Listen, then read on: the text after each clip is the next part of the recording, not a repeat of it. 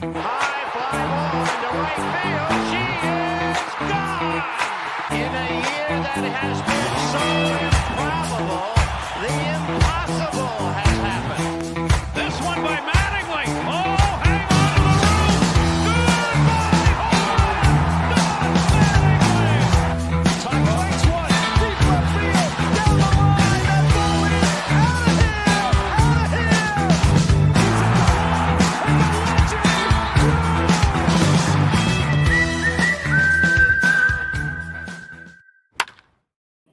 Welcome back to another episode of TableSetters, covering all things Major League Baseball. As always, I'm Steve, joined my tag team partner, Devin. What's up, man? What's going on, dude? I'm excited for this one. The smell of fantasy baseball and baseball in general is starting to be in the air. We have our Super Bowl matchup. A lot of people not happy about that one. And a lot of people, including me, kind of looking right past that to baseball season, spring training. So let's get it going. So I'm going to not take the bait on the conversation about the Chiefs and the Eagles, and we'll talk about that another time. We're going to get right into it. Today, we're excited to welcome in Chris Welsh, a.k.a. The Welsh, from In This League, a podcast network he co-owns that's dedicated to providing expert fantasy sports insights. He's also the host and analyst for FantasyPros and BettingPros, and also the creator of the Prospect One podcast, where he dives deep in the world of baseball prospects, wealth of experience, wealth of knowledge in the baseball world. Thanks for joining us, Chris. How are you tonight? Doing fantastic, gentlemen. Also, you say spring training is here. The other thing, I live here in Arizona, so I have all the spring training, Rangers, Royals, 5 minutes from my house. I'm within driving distance of another couple teams. So I am like a week and a half away from starting to peruse those facilities as pitchers and catchers are going to report. I boots to the ground, as I like to call it. I like to get some of the first photos. I've actually had some pretty good little viral moments in spring training. You know, Jacob deGrom talking with Greg Maddux. You just get fun stuff being out there, and I am on the backfields all the time. So there's another place that you can find me, Arizona spring training backfields. But glad to be here.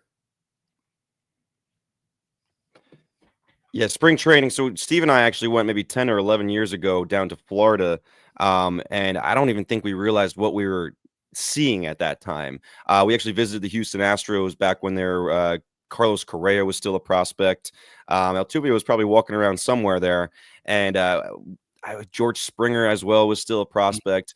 Arizona, we've never been. At least I've never been. That's another place we're going to want to be. So we know who to call if we want to go to Arizona.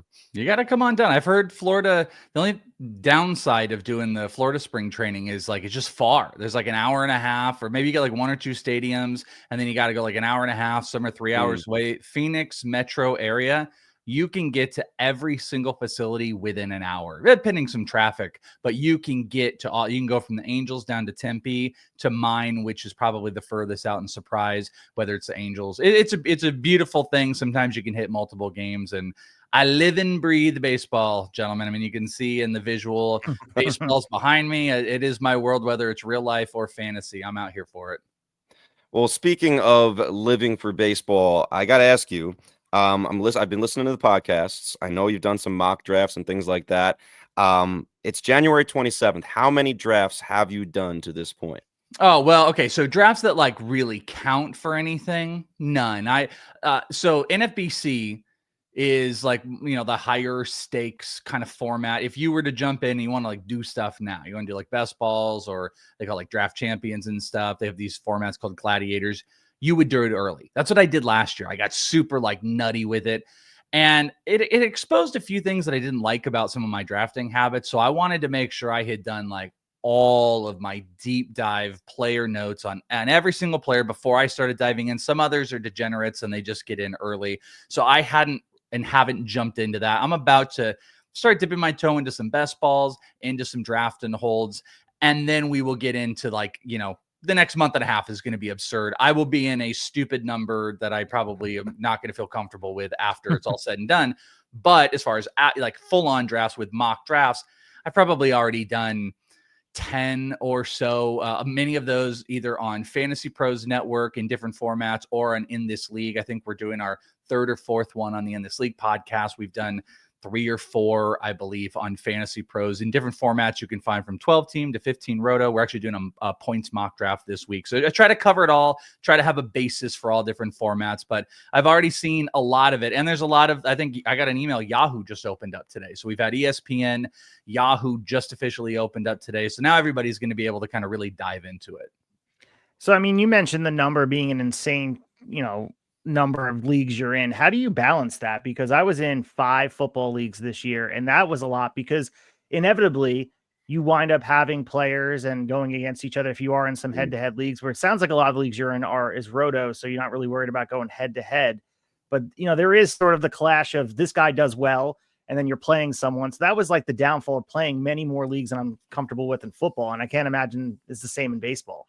Well, I was also in like 12 football leagues this year. So I also do fantasy football for Fantasy Pros. And I do betting on Betting Pros there. So like it's a lot. It's always a lot. I tell you, like, if this wasn't my job, it would all be ridiculous. It would be like get a life, dude. But this is my life. So, I mean, how do I balance it? I like to play all the different formats. I think not doing it because you said roto, I actually do everything. I'll play in Tout, which is an industry league, and I'm usually in some points format. I've got like a 24-team dynasty points league I do with Scott White, who's on CBS Sports. I do roto. I do I literally play every format, and I do the same thing in football. I do guillotines. I do super flex. I do, PPR. I do everything but like the old standard. So I think mixing it up kind of keeps me involved in it. But I mean, if this wasn't my industry and my job, it would like to enjoy it. You need to cut it down. I always found like the sweet spot for me was like 3. 3 is like a really good sweet spot. Like give me a dynasty, give me like a really high-end competitive redraft league, whether it's football or baseball. And then third one is kind of that optional just to feed that last little need. And that's kind of excluding a tiny bit getting into like best ball formats or even draft and holds. Like that's like a little bit more big dollar chase. Like NFBC, you can play your teammates or your league, and then you're also playing on a big board. That's what I did in football this year, FFPC. I did 2 FFPC high dollar leagues. I cashed in both, which was nice. And I cashed one of them on the big board, the finale, where you're going up against like, 2,000 people at the end. So you got to break it up. But I find the best way to do a whole lot of different leagues so it's not overwhelming is just having parity. That makes it fun. And then it helps like me understanding all formats so I can talk to people about it. Well, is there a format that someone maybe is not thinking about right now that in a few years will probably take hold in the fantasy baseball space? Is something maybe that we're not even thinking of right now? Man, baseball's tough. Like the answer for football has been like Superflex. I think Superflex has kind of taken over there. For baseball, I think we're still in a space where we're just trying to get the casual fan, because baseball can be very, very overwhelming for a lot of people, especially if you're not like a hardcore baseball fan. I think points leagues serve that really well. It's kind of just like an easy thing to wrap your head around. I think roto is a really good place for a lot of people too. Like weekly roto, you just set your lineup once. It's not too overwhelming. You're collecting stats and stuff like that. What's going to change? You would have to find, I think, the thing that is going to make this format easier to get more masses in. And I'm really not 100%. I have ideas of what I want. I did this pentathlon league this year in football. Derek Van Riper from The Athletic runs it. It was a great time. And it was like 5 events. It was like, we did an auction league. We did a best ball. We had DFS. We had betting. We had survivor picks. And then like you could win each format. And then there was a winner at the end. And me and my co-host Scott Bogman, we won that league this year. And that's against like industry. We were so proud of that. I want to do something like that with baseball. And I want to do one where it's like a roto and then maybe, like a best ball and then maybe like a home run contest, like a beat the streak type of thing. But that doesn't answer your question. That doesn't like take over what is going to be right. done. Baseball is always fighting itself. The easy consumer is points. The traditionalist wants roto. They want to be crowned at the end for all of their accomplishments and not have something screwy happen. And I would say, like, I'm a child of head to head. Like, I like playoffs. I like parity. I think that makes the best format for it. But, daily transactions, it's a long league. I wish I had a really good answer for you. I don't know outside the box what it is. It probably is something where, like, points gets people more excited because I think you can justify consumers, but that's like my least favorite format. So it might be a barometer of what the MLB is right now, trying to gather in that casual fan that seems so elusive to Rob Manfred and the gang over there in New York. I was in an NHL fantasy league that was goals only last year, which was enjoyable in a lot of ways. And then sometimes it's just like, there's so many pieces of the hockey format that is being ignored when you're doing that, but it was an easy consumption. You were setting your lineup once a week, goals only. And it was just something, put $10 in and it was like, just set it and forget it. But there might be some format out there in baseball that we're not even thinking of right now. Maybe it's home runs only that for the casual fan. Yeah, maybe like go back to like draft and hold, like give credit to NFBC on that. Like NFBC, like an NFBC best ball type of format where, well, I guess it does. You don't even need to ever set your league. Like maybe it's best ball and baseball because that like a simplicity to it. Maybe people hold to like the draft and hold format. I think Fab really kills people. Like pickups, like it's a grind. Like football, yeah, okay, you got 12 weeks, but it's one day. Baseball, it's like it's all the time. There's more weeks. It's like 6 months. Like people really get exhausted by it. The draft and hold format of like 50 rounds, you can pick up no players after your 50 picks, but you can change your roster every week. That has a good chance for the casual fan. But baseball's got fantasy baseball specifically, and baseball in general, has just like a much bigger hill to climb about making some new format than it is just making the current formats more palatable for people. Because I think it just is overwhelming for a lot. So hopping back into those mocks that you've been very much working hard at, assuming Shohei Ohtani is the consensus number one and Aaron Judge and Bobby Witt take the number 2 and 3 spots, who is your number 4? And will this change for a keeper or dynasty format with your obviously long-term tenure looking at the league at large? So funny enough, my number 4 in redraft or in dynasty is my number 3 in redraft, and it's not one of those players that you mentioned. This is pretty easy for me. This is Elly De La Cruz. I've said a lot like on my shows. There's kind of like there's 4 pillars of redraft right now. I want everything big without a position. That's Ohtani. So like the only negative of Ohtani is he's just util only. So you are kind of stuck to util. So there's that. I want everything in large-ish amounts in a position is Bobby Witt. 5 tools, just like Ohtani. Those are both 5-tool players, but he's got a position which allows you to go shortstop, util, middle infield.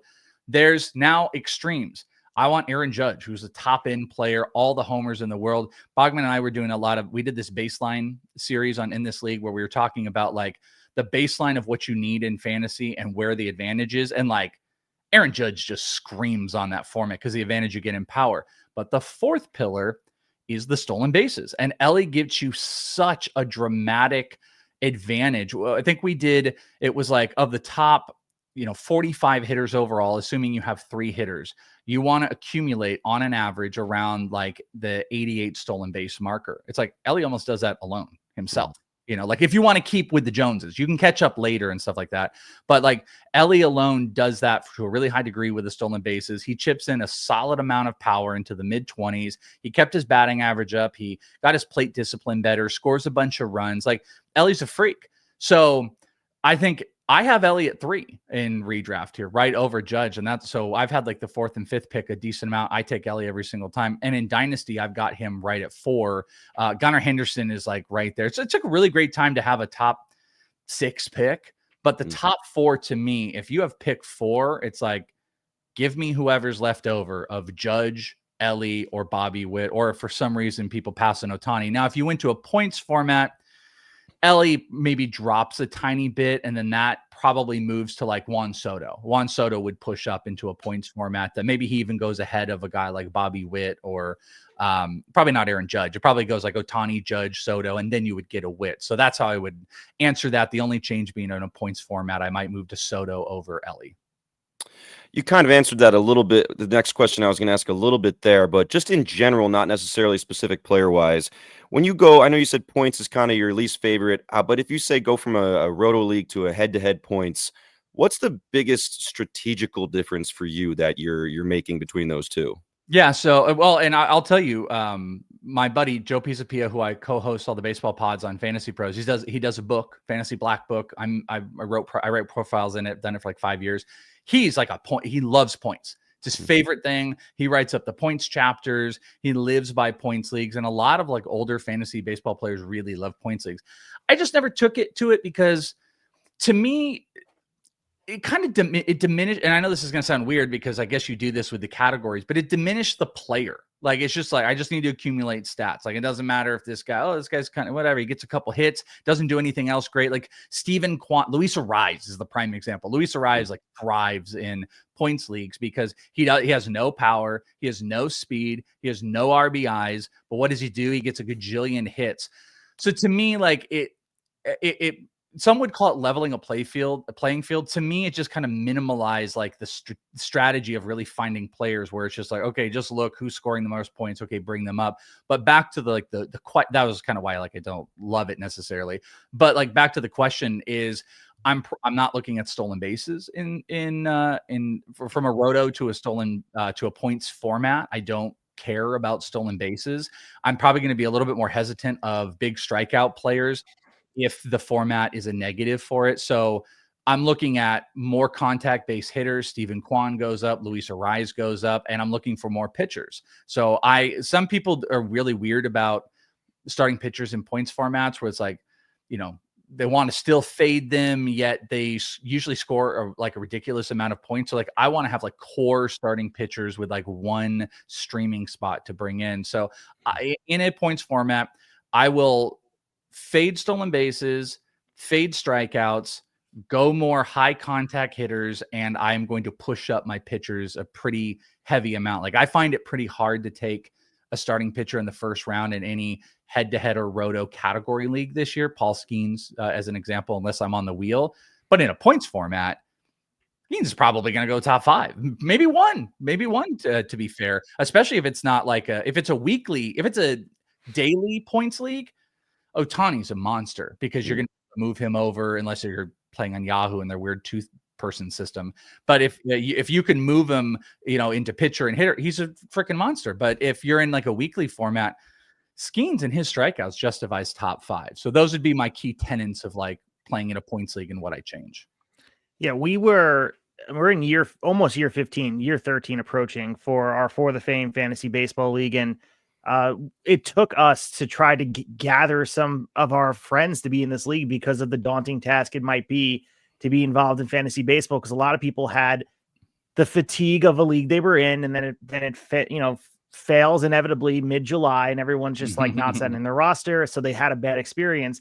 So the way to get them in was through the appeal of the head-to-head that they felt with fantasy football. And we are in head-to-head points, and we tinkered with the point scale of making sure pitchers and hitters, and it took a lot of years, but I really feel like, and Devin can attest to it as he's a champion right now for many years in a row, that there is a nature of give and take. Because if you tip too far the other way, which we had in the beginning of the league, it became very obvious that the points could get out of control pretty quickly.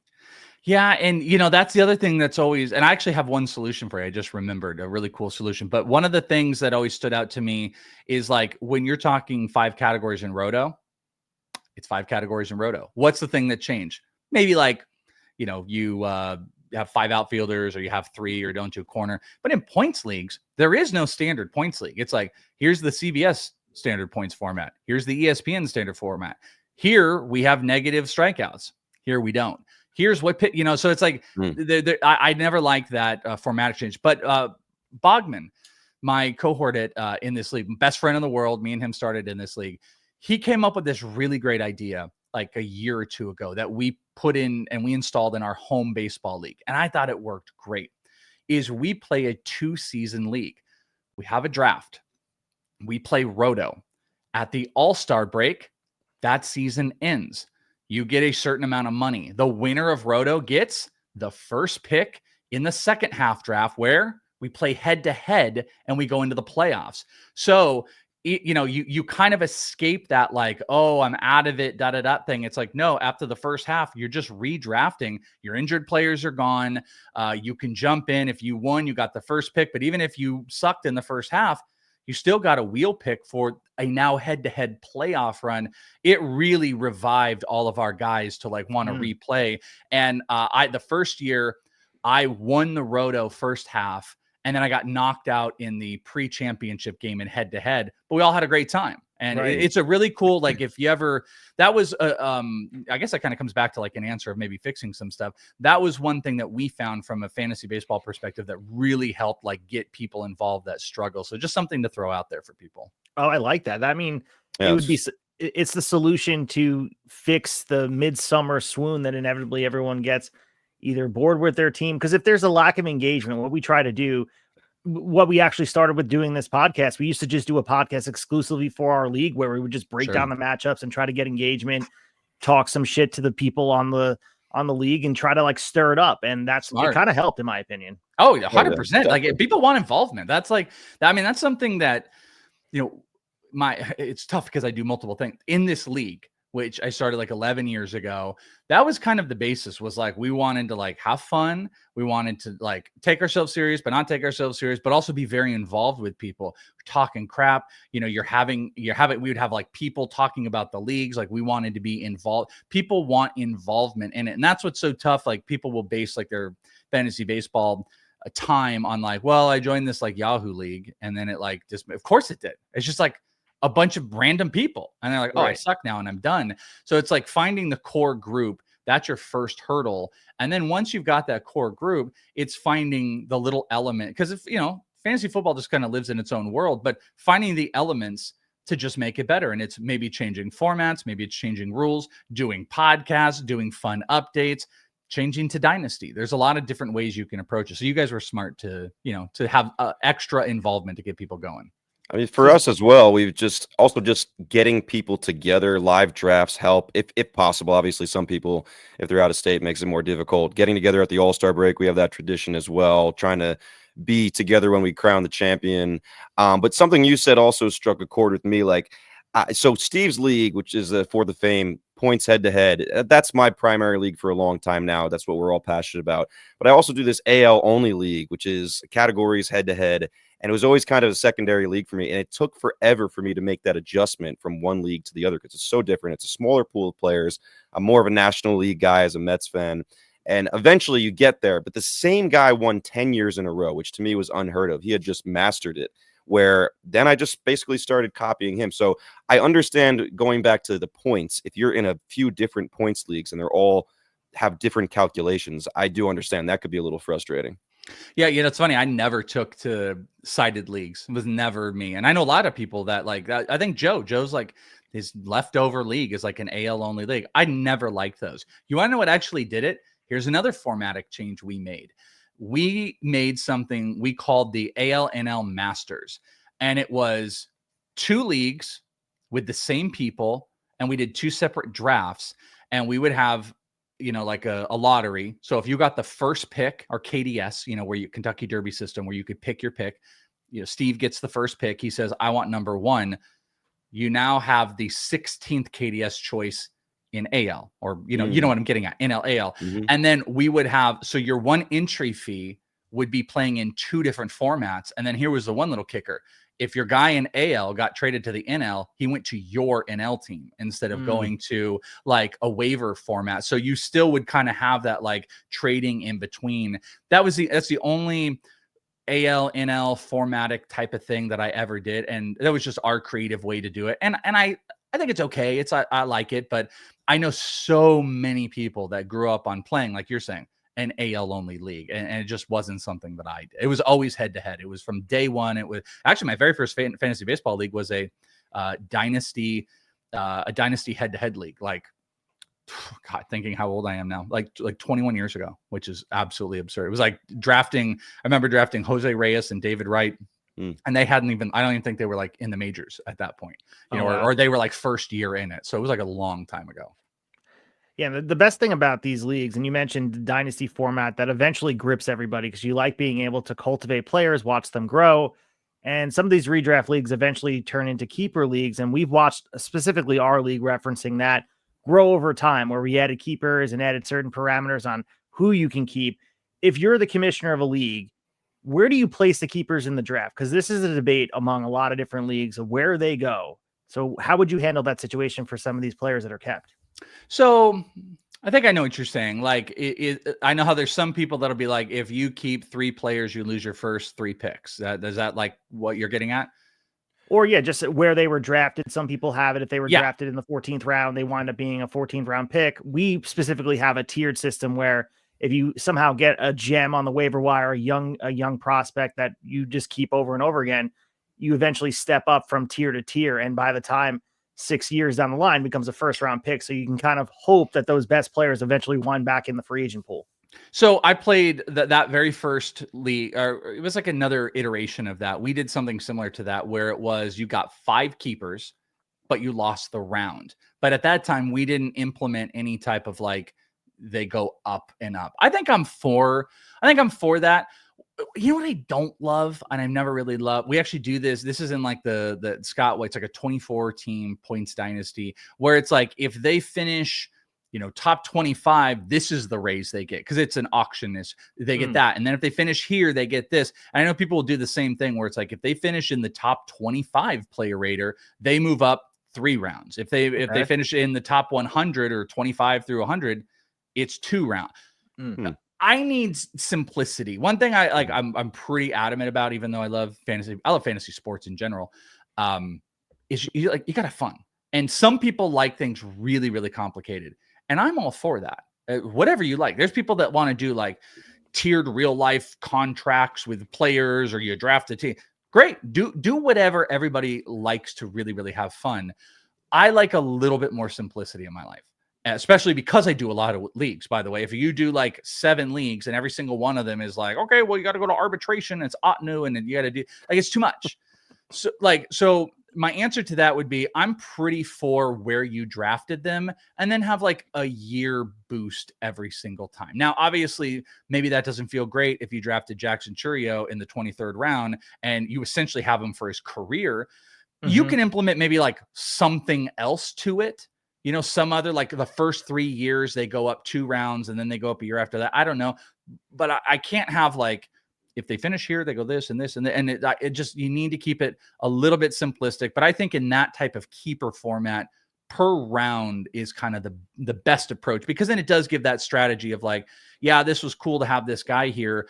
But, and also I'm a big implementation of like minor league systems. So in that same, if we were talking about this league, I would want like a minor league system involved in it as well. Then it really gets tricky because it's like, all right, well, what if you had, Jackson Churio in your minor league spot, but then you have a decision now. It's like, well, I had Freddie Freeman, I had in the 3rd round, but I had Jackson Churio in the minor league spot. One has to go. Now you're pressing people to do that. And in the smaller keeper, that's when you can start like really, I like decisions. I like to have really good decisions. Sometimes Dynasty doesn't have that, and you do have to get a little bit more complicated. But I would actually say one of my favorite formats is a short keeper baseball league that has like a minor league system. So I can actually start having some big decisions to make and throwing players back out.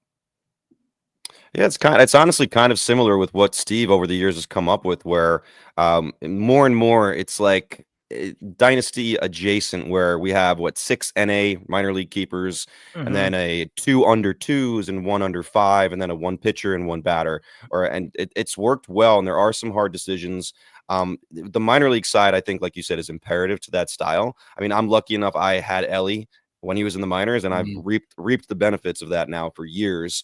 And if you have the foresight of getting a guy like that, it can go a long way.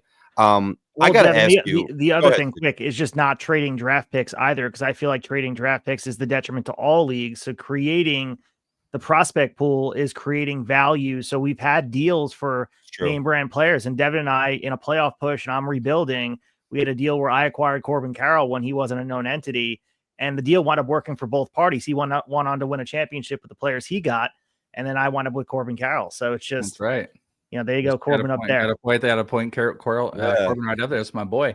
The only difficulty about that is you can't do that in Dynasty. You can't not have draft picks in Dynasty. It doesn't work. But I agree with you. Like, again, come back to maybe like some simplistic 5, 6, 7 keepers with minor league systems and taking out draft picks. Yeah, I'm game for all of that. I think that's really good. I think at the end of the day, it does come back to kind of what we were talking about before, is like, how many leagues are you in? Like if you're only in one, if I was only in one league, let's go nuts. Let's go crazy. Let's do whatever you want. I'm down to do it. If I'm in 3 leagues, like, all right, maybe one, and then let's keep some simplistic ones. If I'm in 5 or 6, like, nope, I can do one hard one, and then now I'm going to start probably doing some, like best ball type of stuff. Like, Right. I think sometimes it also comes down to like your overall involvement, and that's kind of the tricky thing with like people that are new-ish to fantasy baseball. The worst thing you can do is throw them into like 4 different things. Like they need to do, and again, that comes back. That's like counterintuitive to what I just said, because if they all are in one and we're like, all right, let's make this as complicated as possible, new to fantasy baseball people are like, what the hell? I mean, the number one most difficult transition, because I am obviously a huge proponent of dynasty baseball. I have been writing for The Athletic for a couple years doing dynasty. It's a primary thing I do on Fantasy Pro. I think I'm like the only person on fantasy. I mean, I'm a full-time employee there, but I'm like the only one with dynasty rankings up there. It's what I do forever. But the number one most difficult transition for fantasy baseball people is the transition from redraft to dynasty. How people like the understanding of like, wait a minute, a guy that's never played and had one single at bat should go in the second round. Like you don't see that in fantasy football. You see it to degrees, except here's the deal. Instead of like Malik Neighbors, who is maybe now is a first rounder, but was like a 3rd round pick in redrafts last year. That's a 1st round pick, but he's still going to play and get his stuff. In baseball, you have to come to terms with, what type of format of team am I doing? Do I want to win now? Do I want to have balance? Do I want to only go young? Can I afford to take Max Clark and Travis Bazana on my I just did this. I'm doing a dynasty mock for Roto World right now. And I'm trying to show this balance of like really good play. I took, who did I take? I think I took Corbin. I might have taken Corbin and Mookie Betts. Now I'm forgetting. I know I took Corbin. And then I think I got Mookie Betts on the turnaround. And then like I kind of I took Spencer Strider because I think Strider can go back to being number 1. But then it was like in the 7th round, do I commit to this all in now team, or can I take some prospects? And I did. And I took Bazana and I took Max Clark. So that like, you got to really help and handhold. And that's why like, I'm very sensitive to people understanding the transition into dynasty, because there's so much we can do in fantasy baseball. There's so many ways to do it. And then on top of all of that, how the hell do I value these players? Because it's so different, pitching and prospects. And I love it, but it really is like, it can be overwhelming, for newer-ish people. Yeah, when the bottom falls out of a dynasty league, it's awful. In my football league, it's rebuilding and it's rough. So you have to really balance it from the start. Yeah.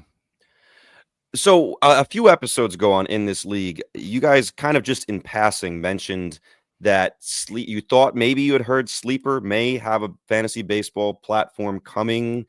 You didn't put a timeline on it. It just seemed like a maybe. Do you have any more information on that? Is that something that fantasy baseball players should be looking forward to? I mean, I don't have any information for it, but what I have is that Sleeper out of the clouds created a Sleeper MLB account. And we've been talking about this for a long time. Like, hat tip to Sleeper. It's a great fantasy platform. I've played on them all. There's some that are god awful that some of the old heads still have to enforce everybody to play on, and then there's like the mainstays that are kind of still sitting out there. But like Sleeper came in and they just like, they dolled up their football platform and they made it just really easy and really slick. And it had like Yahoo type vibes with maybe a little less clutter. So then out of the clouds in like November, bam, Sleeper MLB exists. And what they were doing was they're out there being like, we're looking for brand ambassadors. We're looking for brand ambassadors. They were doing it November, December, January. We want more brand ambassadors. Here's the program, getting 10,000 plus followers, constant tweets. Why do you do that?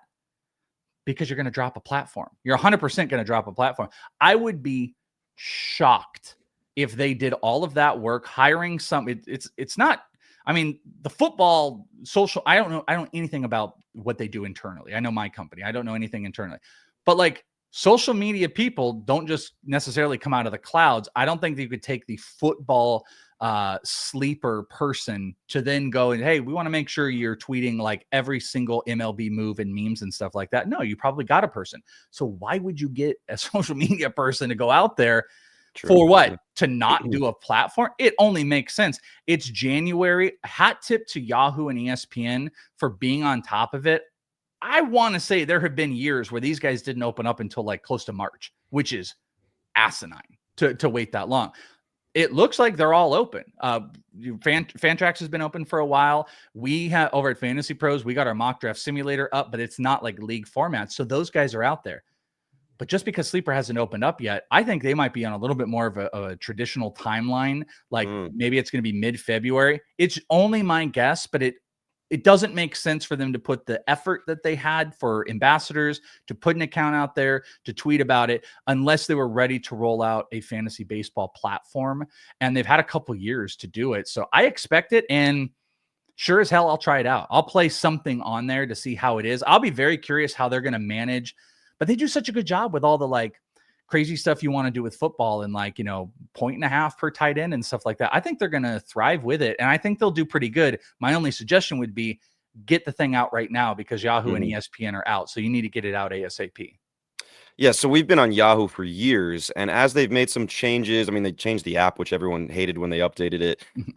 But there's been other things that have frustrated some of the managers in our league, especially as we kind of transition to more NA spots and minor league players, where there's sometimes not as deep of a player pool as we wish for the guys that are not up in the bigs yet. And for a while, we've been saying, like, maybe we'll wait for Sleeper before we jump somewhere else. I got to ask you, though, out of all the places or platforms you've used to play over the years, do you have one that you prefer that is like a known entity that a lot of people use? I mean, I always liked Yahoo for fantasy baseball. I like the app. I play in a lot of dynasty, so Fantrax is like they were the top dynasty platform. You can I play a 3-sport league, so it's baseball, football, and basketball, and we can intertrade between the leagues. We can intertrade picks. Wow. So you can do trades where it's like basketball, baseball. I mean, like, I have no affiliation with Fantrax at all, but like they're probably they're the best dynasty format, biggest player pool.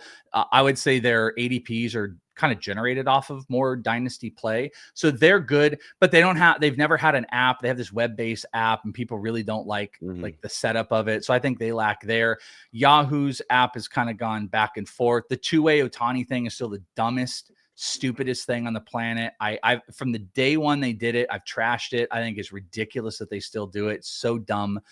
Everybody else has gone through it.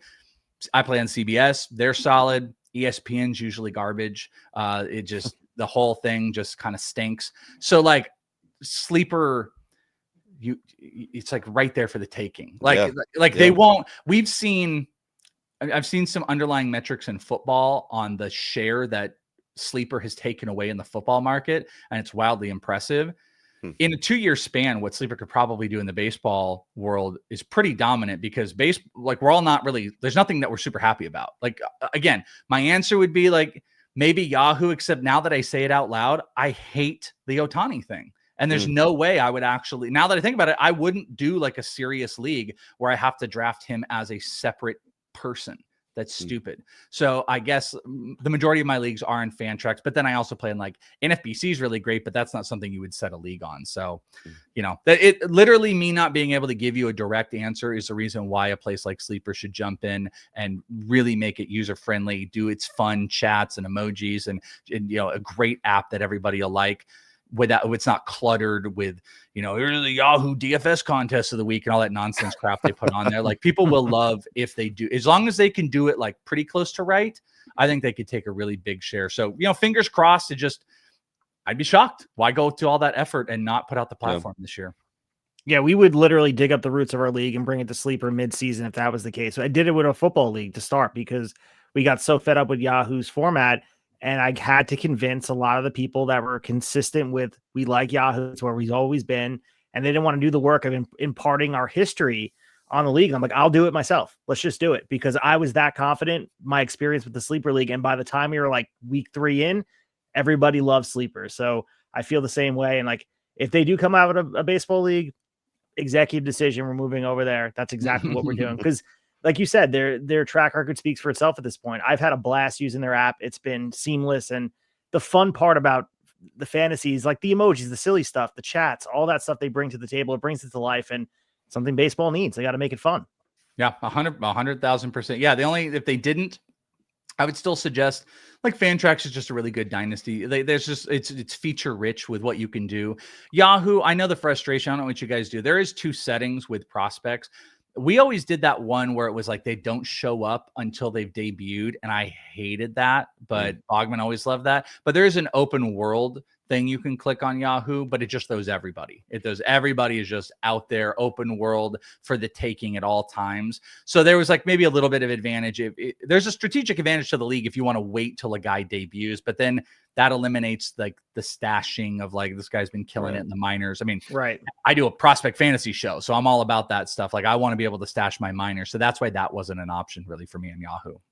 So looking at just 2025 and beyond, how do you value the catcher position in fantasy drafts? It's so complicated when to take your catcher, and there's only a select few in there that are going to be meaningful during the season. So how do you value that during the drafts? I don't usually, caveat to that, like in some instances I will. If it's a 2-catcher league, completely different story. If you, one of the only ADPs that has really been out there is NFBC. If people don't look at that, but it's skewed because it's, those NFBC formats or dual catcher relief pitchers go crazy. So all of a sudden it's like, are there really 7 catchers going in the top 100? And are we taking 12 close? It's like, no, it's not reality to like what a lot of like fun league, like you guys are playing and stuff like that, what any of us are playing. But like in a normal single catcher format, which I prefer, I don't like dual catcher. To me, 2 catchers is equivalent to fantasy football having to have 2 tight ends or tight end premiums and stuff like that. It's like, we're good. Like we don't need all these catchers. There's, they don't play all the games. If you want to do it, that's fine. But coming back to it, rarely do you see catchers returning the initial cost, especially the high-end catchers. Well, Adley Rutschman being one of the top guys last year did not return value. William Contreras is about the only guy that came close to returning value on that. JT Realmuto back, Will Smith, kind of like, I guess the 2 like, William Contreras and Will Smith about returned where you drafted value. But everybody else that you took late, I mean, Cal Raleigh is a top catcher this year, skyrocketed up. Wilson Contreras, good value. By the way, he's going to play first base this year, skyrocketing up. So for me, my valuation is I want massive discounts. I'm not taking William Contreras unless I got a huge discount. I'm not going to take the top guys. Top 5 guys, they're not in my world. But when you start to fall back, and it might be a symptom of like what I preach when I do mock drafts on my network, and then like the people follow what I say, no one takes catchers. But like in a mock that we just did, you got to forgive me, I do multiple shows. I don't remember which one. It might have been ITL one. I took Wilson Contreras. I took J2 Realmuto in one because he fell into like the 200s, and I was like, okay. And then I took Wilson Contreras like around like 180, something like that, because, well, that guy's going to get every day at bats. He's going to put up solid numbers. But at the end of the day, give me the later catchers. Get Sean Murphy with the Braves is now not really blocked with Travis d'Arnaud there. Drake Baldwin's a young guy who's going to come in and get some run. Gabby Moreno, high contact, sometimes hits in the middle of the order of the Diamondbacks. There's just too good of values. Premium paying for catchers to me does not make sense unless you have some extra valuation, or again, if you're playing like OBP over average, and there's like swaying differences. But I cannot give you a handful of catchers in a given year that were drafted inside the top 150 that beat expectations of their value. They almost always do not. So similar question. I'm known among our people in our league of someone just who hates closers and relievers on my team. I try the best I can to stay away. I mean, you can't completely stay away, but just try to avoid them as much as I can. What's your feeling on the need for relief pitchers or closers? Do you see them as a necessity on a roster? Like if you're a commissioner, like you have to have a spot for them, or are you open to the discussion of, them being more of an optional piece and just pitcher spots?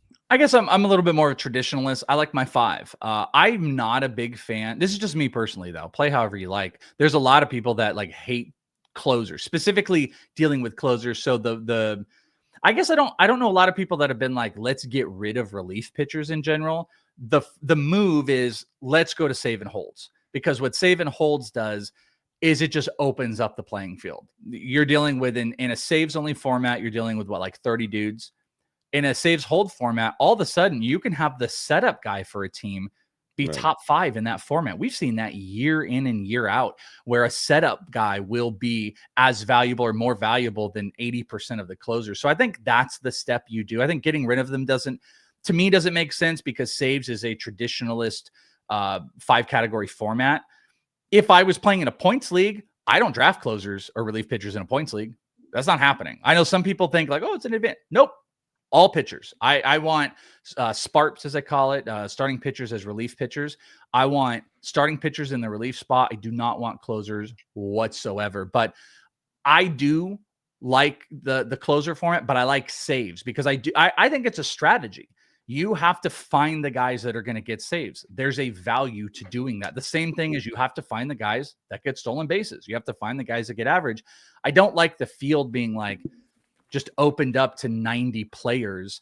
I like saves in general, but like to your point, like I don't love paying for them. I don't particularly like to pay the high cost. It's kind of like catchers again. They have a better hit rate, but boy, did a lot of them fail. And you had a lot of guys that jumped up, and Raisel Iglesias was drafted later. Ryan Helsley's like the prime example. And you can go deep sea fishing later and get Lucas Urseg was a great closer towards the end. And you're going to have some of those guys this year. But yeah, I mean, like my personal opinion, I'm going to keep closers in a 5-category format, and I'm going to keep it as saves. But I think step 2 is saves holds. And again, if your points, like, I don't care. Just make it all pitching spots, because I'm not drafting relief pitchers anyways. We always find that people are similar to the middle of the season with football, like the running backs that are the handcuffs when someone gets hurt the day after. Everyone's looking for trying to throw all their fab at that player. You see the same thing when someone gets an itch of this guy's going to be the closer. So there is some excitement in that regard, week to week for baseball. But you mentioned Spencer Strider. You said returning to number 1. I think we can agree. He's been sadly missed. Like we all love what he brings to the table. And how are you valuing players like him? You kind of showed your hand a little bit with Spencer Strider, but also Ronald Acuna Jr. How are you looking at drafts with those guys in mind? Well, dynasty, my hand is, I think Strider, I think the guys coming off of injury in dynasty, massive values. Like, I don't know if Acuna is really going much later in a dynasty, but like I got Strider in the 3rd or 4th round of a 15-team. Like he was like the number 1 pitcher being taken before the injury. Shane McClanahan is another one. Like everyone just forgot about McClanahan, and yeah, I mean he had like a rough go right before the injury, but one of the best changeups in baseball. Like he's a Cy Young potential guy. That's dynasty.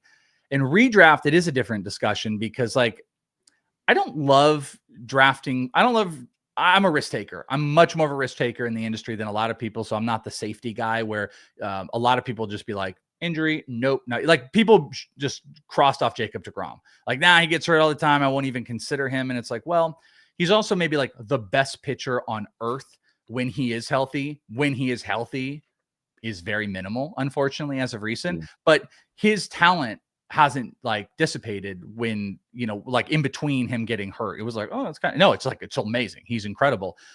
So like I will draft Jacob deGrom. I'm comfortable doing that in some regard, but I'm taking on injury risk. Taking on players that are going in with injuries or questionable injury things, I'm very dicey about. So like Strider, we don't know. They're being weird about it. They said he's going to work in spring training as normal, not going to be on opening day. And also, by the way, might not be back till June. What? Like that's too vague for me. Now, his cost is really cheap. And I say all this, I took him in a mock because he ended up being my SP 4 or 5. And at that point, I felt like, like exactly to what you're getting, like you felt like it's just too good of value. I've already got 3 or 4 high-end SPs. Why not just take a guy, especially if it's head-to-head, where I could get him on even Roto, who cares? If I can get those months once he's back, that's good. But targeting him, no, I need value. And then same thing with Acuna. They said he's most likely not going to be out there for opening day. He openly talked in the offseason about maybe needing to run less, which worries me. And he had a really bad go before he got hurt. He wasn't hitting for power. He was only stealing. All of those things in it, I'm just like, his cost is only going to go up. He was in the 30s in NFBC in like November. He's already moved up right around like, early 20s. So if you're playing in a 12 team, he's like the wheel pick. Probably not for me. That's why like I'd rather just take Ellie early on and maybe go for some like more solid power hitters. Like I just think there's just some inherent risk. Smaller formats, I'm willing to take those risks. 10 team, sign me up. I'm going to get a better pool of players regardless because it's 10 team. 12 team, I think I can do it. 15 team, nah, man. I need guys that I know I can count on that are going to be there. You know, we say that with air quotes because everyone gets hurt. But I'm probably a pass on both of those guys at cost. Give me discounts, specifically Strider because he's so damn cheap. Like, then I'm a little bit more interested. So the wealth of information we all have at our fingertips now sometimes results in a few of us overthinking things a little bit. This might be an example of that, but I want you to tell me what you think. So Blake Snell, his third team in the last 3 years in LA, obviously. So he has the powerhouse that is the Dodgers behind him. He does leave Patrick Bailey, who's the #1 pitch framer in the league. He's kind of gotten a great reputation for that alone. He goes to Will Smith, who happens to be the worst pitch framer, if you're believing in those metrics. Do you think that impacts his fantasy stock at all? Like, do you take that into consideration at all when you're thinking about where you'd want to take him? So I think that's like really astute of what you're saying. I don't think that's something enough people pay attention to is like, you know, this is a great framer versus this is a bad framer. In theory, what you're doing, this would be something to really go pay attention to CSW percentage, called strikes plus whiffs, and, you know, where that's going to come into play. Like, yes, that would be. You just happen to pick a player that, no, I don't think it matters because like Blake Snell is a totally different beast.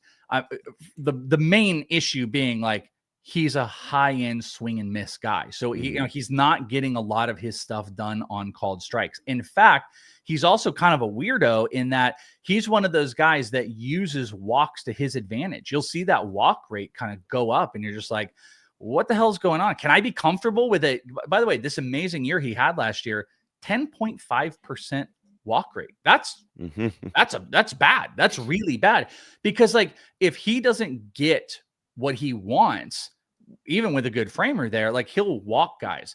So that's worrisome. So that plays to your point. Like, okay, well, he had a high walk rate with a really great framer and he's had this really great year. What if that walk rate skyrockets? The year before he had a 13%. The problem with that is then you end up going to being like, okay, well, he induced insane low hard hit numbers. It was top 1 percentile of the league, 28.9% hard hit against. That's crazy low. 5.7% barrel. That's really low. Those two, and a 178 batting average against. All of that stuff just says, well, when they did make contact, it stunk. Again, that's not to framing. So the other side of it is just the whiff rate, 34.7% strikeout rate. He's a big whiff. Guys are swinging through and whiffing. That changeup ended up putting up big strikeout numbers, 25%, which was a 7% increase. His curveball, a 50% K percentage and a 38% on the slider. So it's just his stuff is big swing and miss stuff on that Dodgers team, where I also think you get a little bit of like teams attempting to be more aggressive, trying to keep up with the Joneses. I love your logic in here, and I think it could come into play. There's some other factors, by the way, like he's a lefty, right-handed hitters, the home run ballpark factor for the Dodgers, it's #2 in baseball for right-handed hitters. So that means like, obviously you got big power hitters that hit there, but like it's a very friendly environment for right-handed hitters to hit, and you got a left-handed hitter in there in Blake Snell. Maybe there's going to be some ballpark factors in there. Maybe he gets a few less calls that puts him in bad situations. I think that could open up to, you know, some potential like issues that are floating out there. But again, he had a 3 ERA with a 2.57 expected, insane strikeout numbers, and one of the best second halves in all of baseball with a team that is like the best offense in baseball. So I would not I would not like push back what you're saying at all. I just think he's one that's uniquely special. George Kirby would be a player. If you went and put, you know, Kirby, if you had a decrease in framing, which Kirby I think has an issue with sometimes in Seattle, he relies on just zone. He wants to pinpoint his zone. You give him a worse framer, that's not good. That's not good at all. Snell is just not the guy that I worry about that with. He's so interesting because, like, if you look back at his 2023 Cy Young season, it's bizarre because the expected ERA is so much higher than his actual ERA. And then you dig into it, he had 4.95 walks per 9, which is the highest ever for a Cy Young winner. But his left on base percentage is like 86% or something insane. Which is abnormal. Yeah, abnormal, unsustainable. And then last year, Bailey, the one thing I do wonder that maybe Bailey helped him with, even in that Cy Young year, his longest start was 7 innings. He did it 3 times. Last year, obviously, he has the no-hitter. The knock on Snell for a long time has been that he doesn't go deep into games. I wonder if Bailey helped him with that at all, because he's getting some strikes that maybe he wouldn't get with another guy. As far as, trying to go 6 or more. I think he went, obviously the complete game, the no-hitter, but he went 7 or more 4 times in a lot less starts than a year before. Again, the strikeout, if you're just thinking about strikeouts, I agree. Like, he's going to get his strikeouts because his stuff is just so insane. But I do wonder what the innings pitched per game will be this year with Smith back there. Well, and you're on a, and also you're on a 6-man rotation. You're in theory, you're on a 6-man rotation, which could help or hinder some of it. Yeah, I don't know. I think there's a lot of questions with it. I mean, he was able to go deeper than he usually does. Getting to that 7th inning, finally being successful in the 6th inning, having big breakout. One of the big questions too, with people were like, he's got to stop throwing this pitch. Like, he found his repertoire. He found that curveball is a monster pitch that he can throw for strikes. Which again, you do have to be aware of, like, the framing that does belong with that. But the changeup has become a great pitch. The fastball, like, he finally found his workload, his pitch mix, which, I mean, kind of like Bryce Miller. Bryce Miller's tinkering every single. Logan Gilbert, every single year, he's just like, yeah, throw a split finger now. Like, a lot of these guys, like Blake Snell found that rhythm, and he was so good in the second half. I find it hard to really ding him excessively when he goes to. You could argue how embarrassing. I was just talking with someone about this, but how embarrassing maybe the Dodgers, like, health control is, their training staff, like, all they do is break pitchers, while at the same time, like, they do things with pitchers as far as, like, what their pitching development analytics do on the field is phenomenal. Gavin Stone was crazy. Knack had some success. Like, all these guys do is succeed when they're out there, but they break them. But Blake Snell, I think, is beyond break level. Like, he, if I would worry if Blake Snell was like 5 years ago, but Blake Snell, he now goes 7. He goes deeper into games. He's going to have less stress on there. I think the negatives are outweighed by the positive with the Dodgers. And I see Blake Snell as a top 10 fantasy pitcher for sure this year.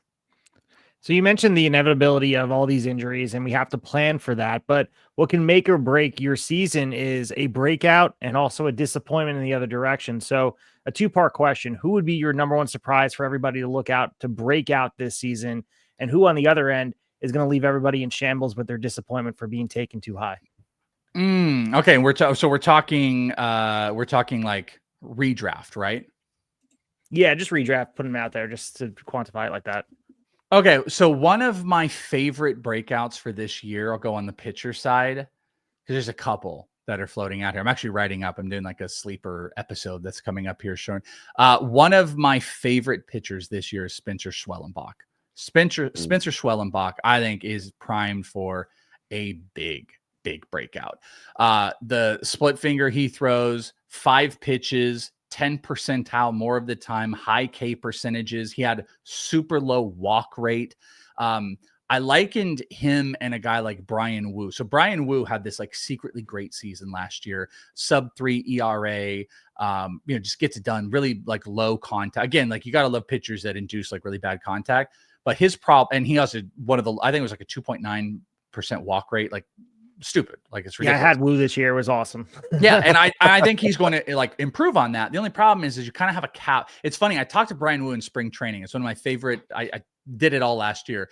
But, like, you had Logan Gilbert, who was doing the split finger. George Kirby was talking about it. And I caught Wu on the backfields. And I was like, hey, Brian, are you going to implement any, because he was kind of like sometimes a little too pitchy, like, let's see a repertoire change, and the Mariners like to do that. And I said, are you going to do the split finger change with the rest of the crew? And he looked at me and he was like, I'm not joining the split finger mafia with those guys. He's like, I'm not doing that. Yet he would be a player that would, like, thrive for that, because the thing that holds him back are high K percentages. I want to say off the top of my head, it was like 21% this past year.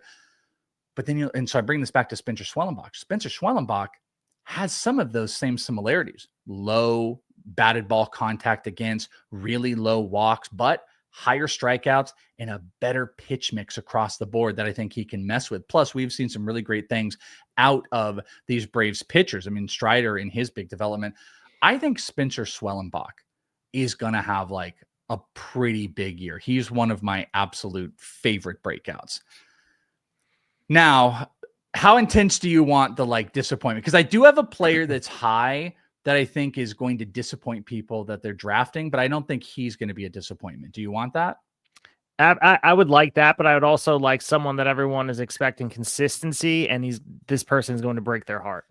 Okay, all right. So the first guy that I'm talking about, oh man, and I hate saying it because I'm like so into him. It's Jackson Merrill. So I think Jackson Merrill, and I'm a big Jackson Merrill guy, but Jackson Merrill's ADP is like, so this is not the guy that's going to break your heart, but like where he's being drafted, I don't love.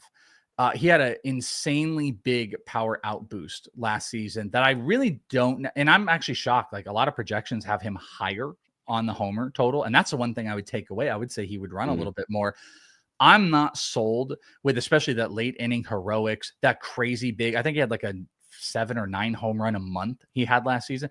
I'm not sold that that's going to continue, and I wonder if he doesn't progress and he maybe regresses from a statistical standpoint a tiny bit, how pissy people are going to be and be like, oh, Jackson Merrill, like that doesn't feel super good. Like I have a feeling because he's going like 28. He's going crazy high right now. That's and high.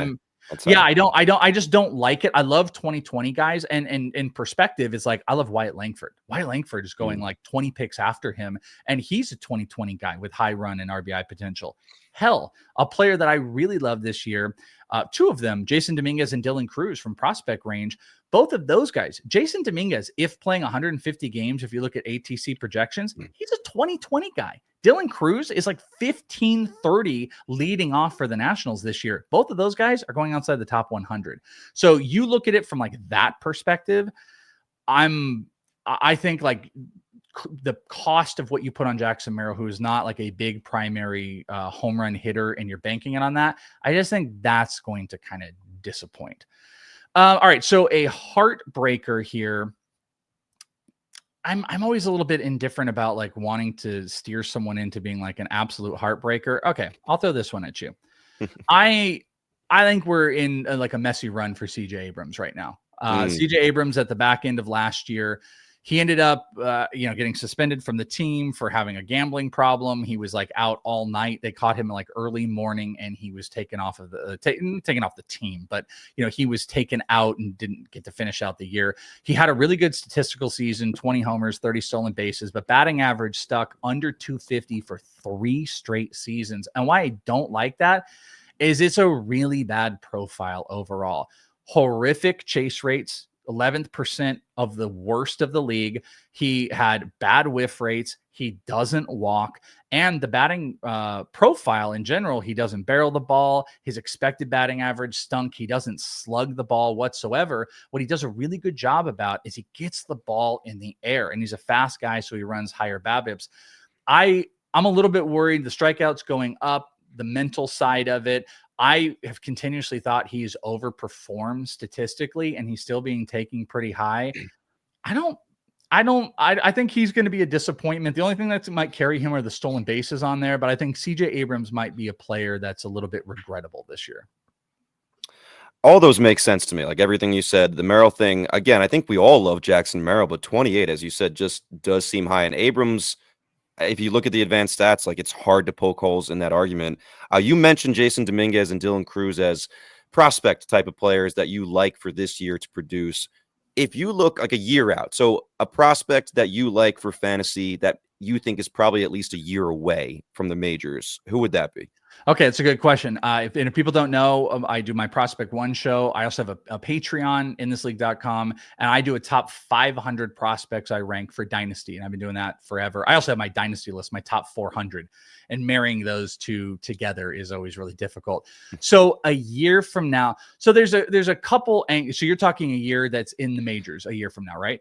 I'd say at least a year. It could be more than a year from now, but at least a year away from the majors. So I'm going to give you a couple. I got a couple guys because one, there's an outside chance this guy could break camp this year, but if he doesn't, I think the team could push it back further. I would say Travis Bazzana is one of those. That would be a year. So that's number one. Travis Bazzana, top pick out of Oregon State, phenomenal barrel, big hard hit for kind of a small, he's out of Australia, smaller guy, but he runs that right field in Cleveland. They opened up this kind of little barrier, which has created a wind tunnel, which is why you saw left-handed hitters starting to hit more homers. Jose Ramirez got to 40. Stephen Kwan was starting to hit some. Bazana's going to take advantage of that. He gets the ball in the air. He's going to be a monster. But he could go anywhere from opening day to not getting called up at all this season because he didn't have a great pro debut.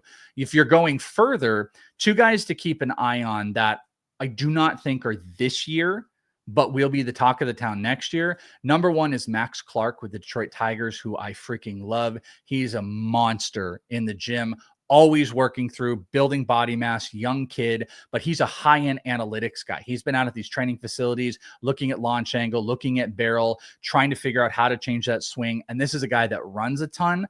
I think there's a Corbin Carroll-esque-ness to him. He can hit across his body. I think he can really legitimately be a 20-30 guy in the majors and not too far off when he gets there. And I think he's on the docket to being maybe the number one overall prospect. I like him more than some of the industry, but a player that everybody loves. And I have seen probably more than anybody is Sebastian Walcott with the Texas Rangers, who got up to Double-A this past year.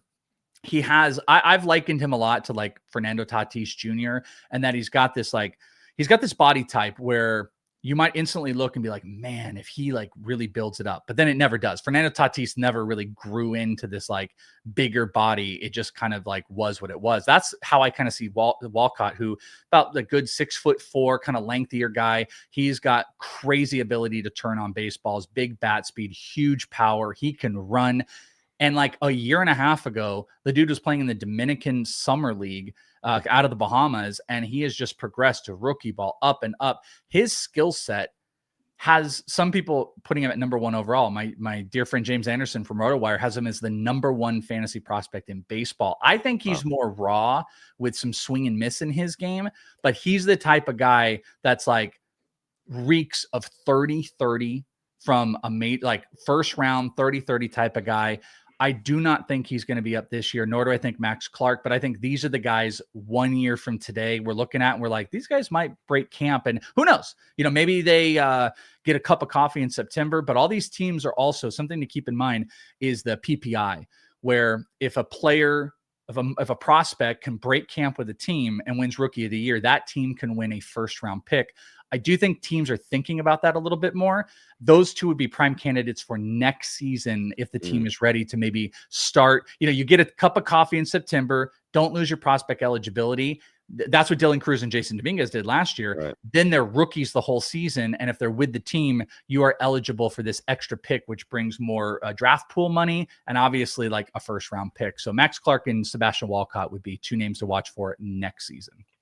Well, that's a good bridge to the question we've been asking everybody about this advanced rate of all these players joining the majors at a quick rate.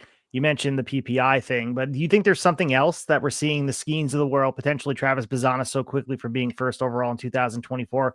What is it? Because I think it's good for baseball, first and foremost, that we're having a quick turnaround. You're not waiting 4 years of toiling in the minors. I think having a transactional relationship between the draft and the league at large, it's only good for baseball. We see with the NBA, the NFL, of course. You need to make it. That's how you build stars. And I think Travis Bazana right now feels like he's going to be a huge star. And I think it's only a matter of time before everyone starts to know his name. Yeah, I mean, I think development at lower levels has just changed. You know how like you'll have pro-ready college schools in football that it's like they run a pro scheme and that translates better. I think you're getting college programs that are able to run and train these players at higher levels. You have the drive lines of the world. You have all these places now where it's like 15-year-olds can go in and they can work through and they can have not just a coach, not just like a dude that meets them on a back, hell, there's a park over here over on, 3rd Street, and you go and meet at a park and they just like looks at your swing. Now you can go to a facility, you can get wired up and they can run all of that track data and they can tell you everything about your swing and how to optimize your swing. And guys can do this at 14 and 15, and then programs can do this. So I think a lot of that carries over into the like lower developmental levels. And I think there's been streamlining and it also, it might just be like what you're talking about as well. Like teams want to get these players up. Baseball wants it up. They killed like 3 levels of the minor league system. You get scouts that are kind of being knocked out for more higher analytics, and teams are able to optimize these players so they can get up earlier and they can start the clock. And, there's new advantages and stuff like that. But I just think players are being trained and developed at like a higher level, and that traditionalist side of like, there'd be a lot of people out there that's like, you don't bring a player up in 3 years. They have to go, they have to do their dues. And I think that's like going away. It's like just a lot of new blood, high analytics people out there that they don't care about that stuff. It's not about paying your dues. It's about checking the boxes. And they've optimized the minor league system to 4 levels. You got the AFL, they pay them year round. So also here's another thing. There's camps going on all the time. I was at Padres last week. I went over, they had stuff going, they're running a full camp. They got the Dodgers are running a full camp. They're running camps all the time now. So they have their hands in these players more than they did before because these guys weren't getting paid. So they would have to come on their own free will to come out there. Now they're being paid year round. So these teams can be like, nope, come on down. We're running this camp. This is mandatory, blah, blah, blah. So I think they get their hands in more. So I think it's just that process has been streamlined and pushed a little bit, which again, it's great for baseball. We want to see these younger. We want to see Ellie. We want to see Dylan Cruz. We want to see these guys up as soon as possible. Wyatt Langford. We want to see them rocking. Jackson Holliday was a little bit of a bummer, but like he's going to fix that stuff. But I'm all for it. Yeah, and I think mentioning the programs being pro adjacent. I mean, Oregon State created obviously Travis Pisano, as we mentioned, but Adley Rushman too. So it's a matter of time before they have other major league players that are ready for the league. So LSU, Vanderbilt, yeah, I mean that Tennessee. I mean, look at Tennessee. Good Lord, Tennessee's putting out a bunch. Like they're set. Even Wake Forest is another great example. Wake Forest right now, like look at the crew. I've talked with Rhett Lauder and Chase Burns, both Wake Forest guys. The Reds took them both. Nick Kurtz might make the majors this year, and he just got drafted. He's a freaking monster with I was about to say Oakland, but the Athletics, the Sacramento Athletics. Like these programs they're designed, and these teams and organizations know where to start looking from. And it's a great thing for baseball. We need more of it because we need these young superstars. That's how we drive it. And Ellie is such a great face for like young people to want to love baseball because you just want to watch Ellie De La Cruz. So you did mention them by name, the Sacramento Athletics. There's been a boost for some of their players because of where they're playing right now with the Rookers of the world and Butler and Langoliers. And do you buy into that? Is there something to it that you should put some stock of these A's players being more attractive because they're playing in Sacramento instead of Oakland? I don't know if I buy that. Like it's just, oh, look at this it's a minor league ballpark. There's some elements of the ballpark that aren't favorable. Like I want to say, God dang, we just looked at it recently. It's like center field actually might be a tiny bit deeper than in Oakland, but the pull side is like 5 feet closer. So for pull side guys, it's an advantage. Plus but it's not like, you shouldn't look at it like they're just playing in a little league ballpark. So let's give it like a tiny bit of a boost. Then you think about it does get hotter in Sacramento, a little less coastal in Sacramento. It's probably a little bit closer to here, like Arizona, the ball flies when it gets to 100 and stuff like that. So there's like another slight advantage to it, but it's also about the development of those hitters. You see a trend with some of these guys. There's a reason, not just because of the ballpark, that we like Lawrence Butler. There's a reason that we like Brent Rooker, Shea Langoliers. You have somehow this team has optimized some of these guys. You see high barrel rates. You see guys that are able to barrel hard hit balls at a consistent rate. And also some of them are really good at pulling the ball.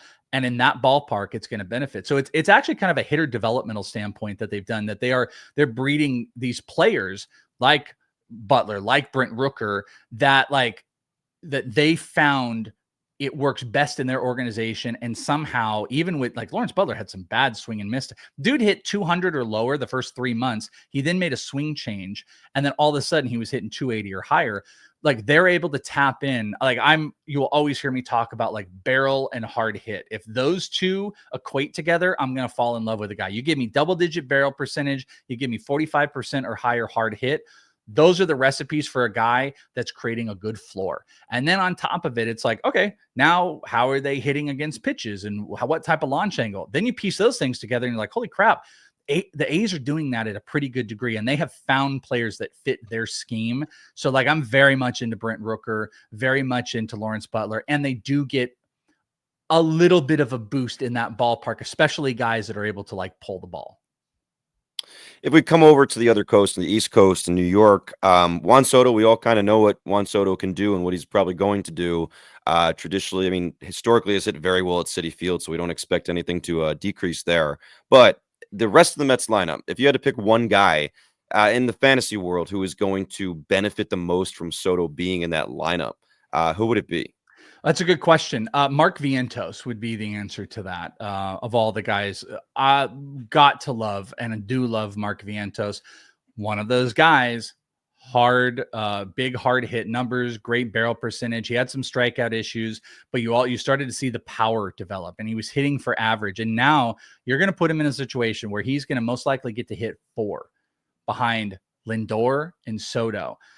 The RBI potentials are there. He's got an issue with breaking pitches, as a lot of big power hitters do, but like, he's the shades of Pete Alonso, and he might have a better overall contact rate when push comes to shove. Pete Alonso made that stuff work while hitting 250 across the board. Vientos has got that type of power. He's showing off the skill sets that are going to be able to at least get him consistently hitting that power. So the question is going to be, is a higher K percentage, which is going to be a problem, but does the hit tool regress in a way that he completely falls apart? Because if he just stays kind of status quo where he is, you're going to have RBI opportunities through the roof, and hitting in close proximity of Juan Soto definitely it would be better if, like, I guess Soto was hitting behind him, because then you might have hitters being like, we want to just get more fastballs in, let Vientos beat us than Juan Soto. That's a possibility. But like, if you progress as a hitter and it's like, they're going to walk Soto and like Lindor gets on, they walk Soto,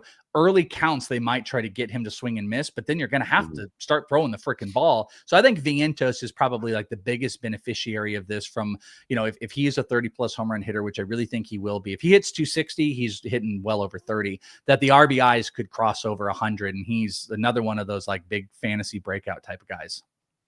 So I gave you that 2-part question before with the surprise breakout and the heartbreak. On the same note of Juan Soto being in a new place and some new faces all over the league being in new places, do you see a player that's going to benefit most from being in a new city? And on the other hand, a player that's not going to do well in adjusting to their new market and new lineup? So on the negative, one guy I'm a little bit worried about is Willy Adames going to San Francisco. You're going from... It's just not arguable. You're going from a decently hitter-friendly environment. I mean, if you look at ballpark factors, the funny thing is the Brewers were actually 27th in baseball, so 4th worst for hitters overall. But when you look at the home run factor, they were 6th best. And when you go and look at the Giants, they're the worst. They were the overall worst home run factor of any team. So you're taking a guy that, just had this big 30+ home run season. He was hitting for average. We've seen some batting average struggles go on. Now you're going to put him in. It's a pretty tough division. Like, you're going to go through the Dodgers. You're going to go through the Diamondbacks rotation, which is now Gallen and Corbin Burns. And, you're not going to play them every day. Sure.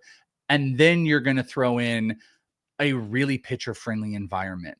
He's going to have to hit for average again. That's going to be like massively important. But I'm a little bit worried that like maybe the home runs are going to tick down a tiny bit. I don't know where you guys are on Willy Adames. Like, that's a pretty big name, and he was a pretty big acquisition there. But that one jumps out to me. Were either one of you big Adames guys?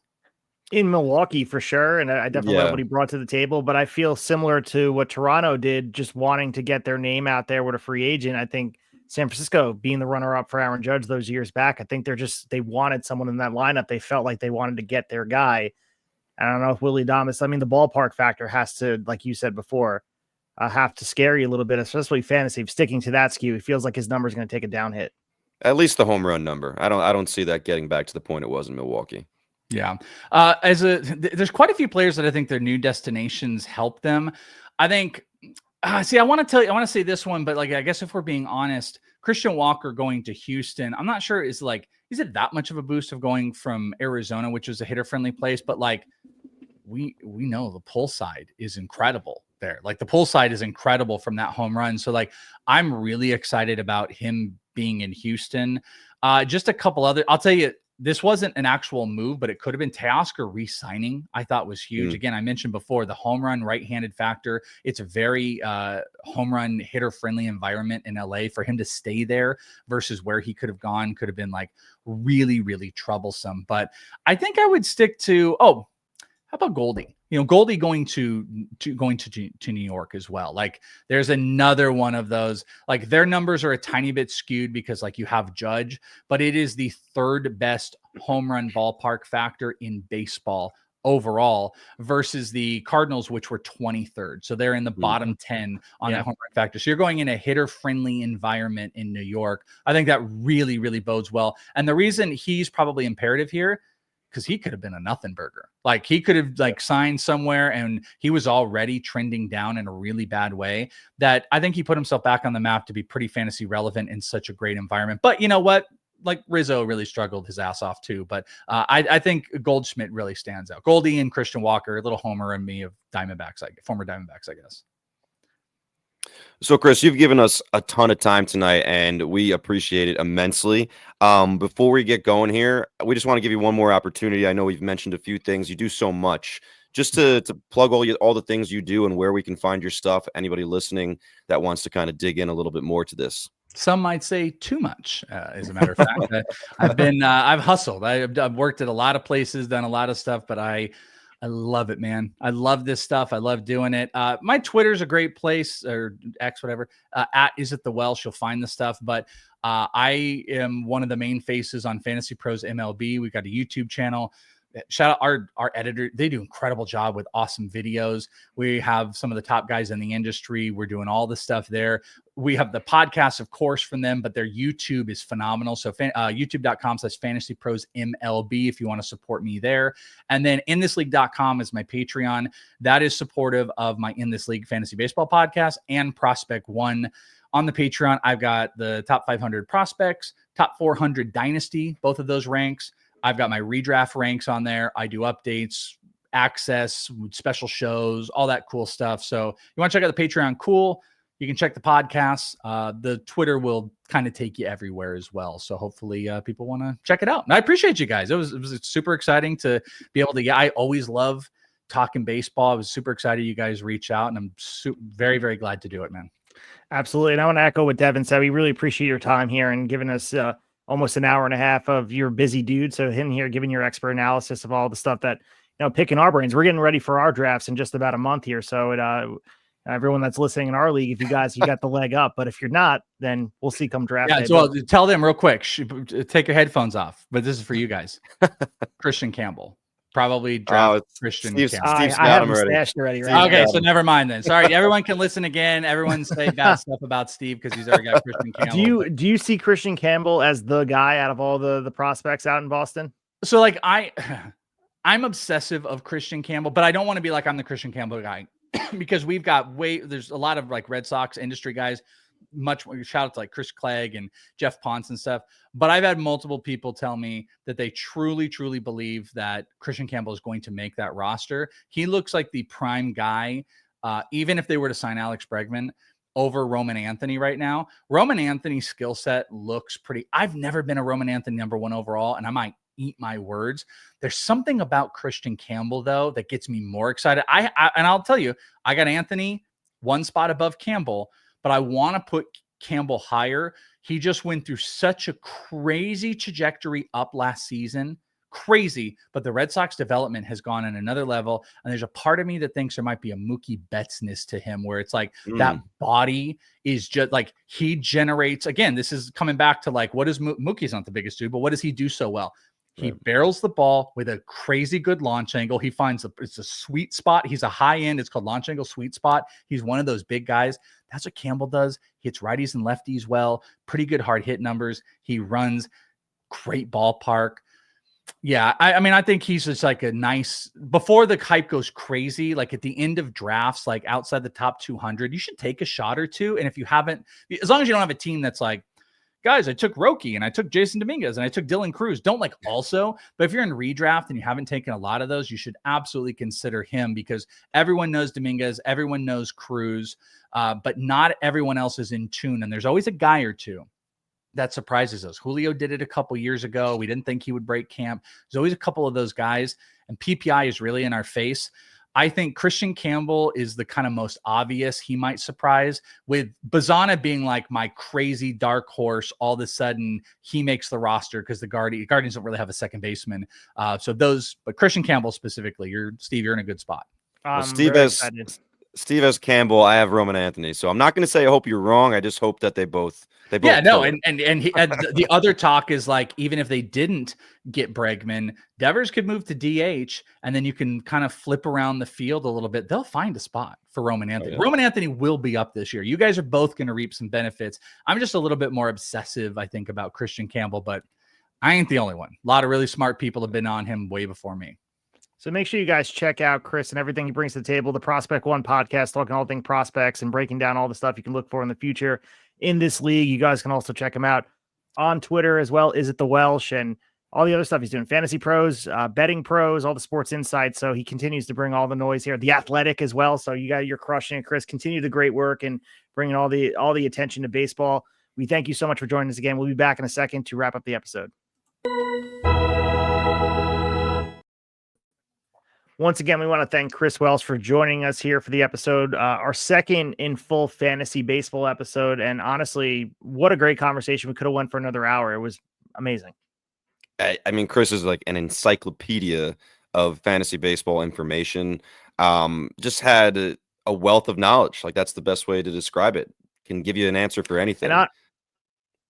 And honestly, I felt weird having him on here because our league mates are listening to the league.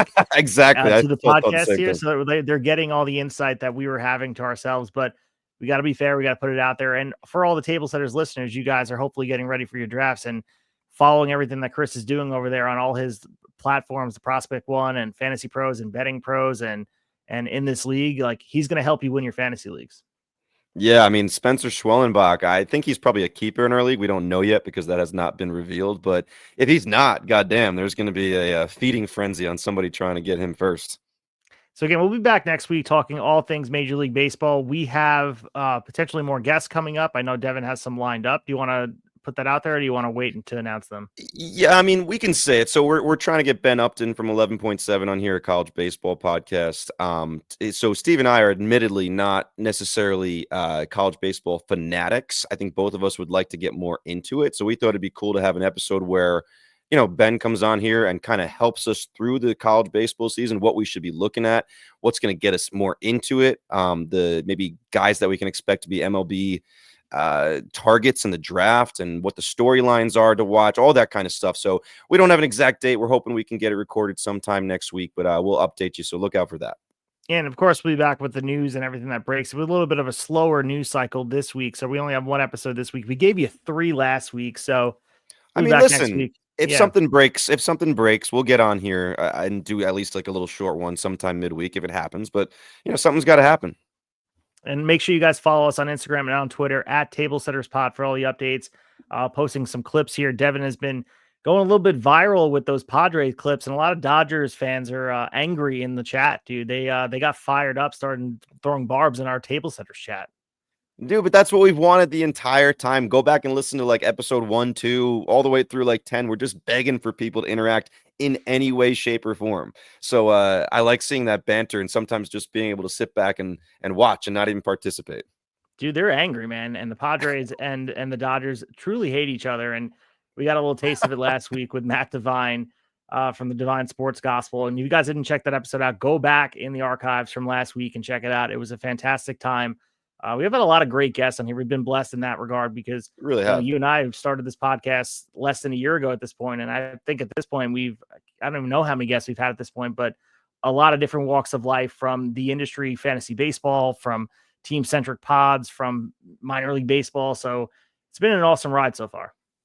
It's been such a good mix of people. And like you said, we've just like kind of hit the jackpot with the personality of the people we've had and how kind they are to us and willing to give us time and willing to give our listeners, you know, all the information they have and honest answers to questions. So yeah, I agree with you, man. I mean, it's probably upwards of 25 to 30 guests at this point. And like you said, we're still about 2 months away from our 1 year mark. So all cool stuff. Hopefully we can keep that momentum going for you guys. And we'll be back maybe later this week or maybe next week, but we'll be back in some time and space in the next 7 days. And we'll talk to you after a while.